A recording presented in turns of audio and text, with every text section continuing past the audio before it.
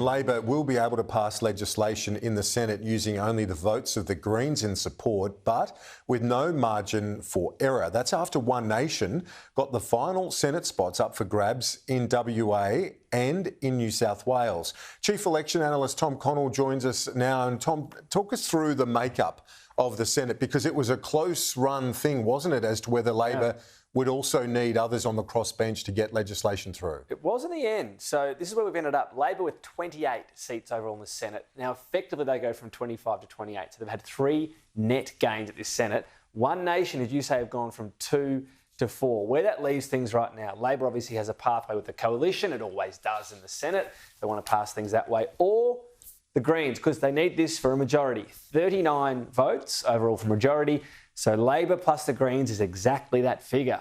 So for now, effectively this crossbench, it's irrelevant. There are 10 seats on this. If they all vote with Labor, they're still short. They'd need the Greens or the coalition. Once they have the Greens or the coalition, they have the votes anyway. So right now, effectively the crossbench irrelevant in this parliament. We could have the situation, we had it last time, where a Greens senator peeled off, and that would mean the Labor would need the Greens plus an independent, or try to get them all. Now, good luck on that. 4 independents, Jackie Lambie, UAP, and 4 One Nation. But we have to look at these possibilities. How did this happen? Well, Labor, of course, had net gains. They gained one in Victoria, South Australia and Queensland. Where they didn't are the last 2 ones that have been decided. So New South Wales, first of all, as you can see here, the top is the number of spots they are defending from 2019. Labor 2, Coalition 3, Greens 1. What happens? Obviously, the Coalition loses 1. There's a race for that 6th spot. It's between Labor, which gets 2 in and has 0.63 of a quota. So 0.63 out of 1 for a quota versus One Nation at 0.42.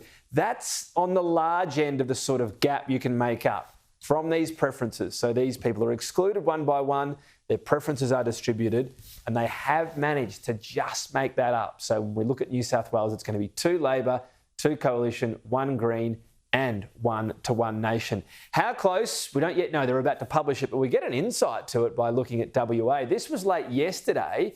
Again, Labor 2, Liberal Party clearly going to go from 3 down to 2, and the Greens will clearly get 1. What happened when the button was pushed here? This smaller gap, 0.53 of Labor versus 0.41 of One Nation. So a smaller lead for Labor compared to the other seat, but look how close they got. When the button was pushed, we find out who got in at number 6 and then who was excluded at number 7. So bringing up those numbers and just how close this was in WA, Tyrone Whitten gets elected. At that exclusion point, he had 207,000 votes, Kieran, and you can see Deep Singh had 199,000. So that's how close that was at that exclusion, which in WA just got One Nation. So I'm expecting New South Wales to be very close, just waiting for that final information to be published out of the very complex counts they conduct in the Senate. And with One Nation, they also were close to picking up one in Victoria. And if they did, they would have had more Senate spots than the National Party and would have actually qualified under the parliamentary rules as an official party. So have party status, more staff, more resources and so on. And it was very close. Now, at the time, I thought New South Wales was highly likely to have that extra Labor spot. So it was a surprise, and it was Labor's official 28, so it was significant. We called that at the time.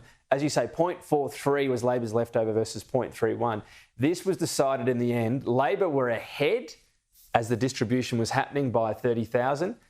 One Nation was ahead by 30,000. Then legalised cannabis preferences were distributed, and then Labor moved ahead by 30,000. So that's how close it was, in the order of 500,000 to 470,000. That's quite a tight margin. And that feeds into, well, you alluded it here. So if that had happened, One Nation would be 5 and get that major party status, and Labor would have 27, and they would need someone from the crossbench, look, David Pocock or so on, to get legislation passed. But it has meant things are a bit simpler for Labor. Tom, thank